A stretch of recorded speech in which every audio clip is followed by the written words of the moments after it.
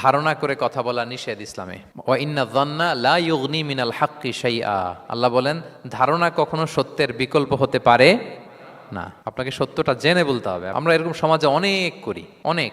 আপনি পাবেন, ধরেন যে আপনাকে আপনার এক বন্ধু দেখলো, রিক্সা দিয়ে যাচ্ছেন, আপনার পাশে এক নারী বসা, তো সে অনেক কিছু খারাপ ধারণা করতে পারে।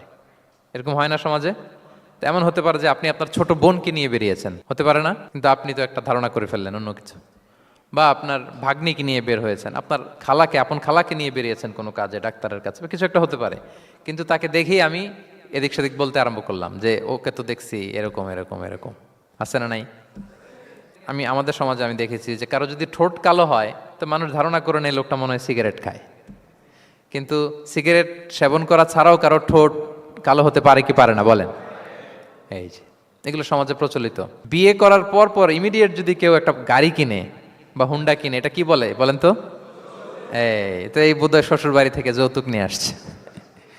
দেখছেন, এরকম ভুরি ভুরি আপনি সমাজে পাবেন। আন্দাজে ধারণার উপরে আমরা অনেক কথা বলে ফেলি, কিন্তু নিশ্চিত না হয়ে আপনি কোনো কমেন্টসে যেতে পারবেন না, এটা একেবারে নিষেধ।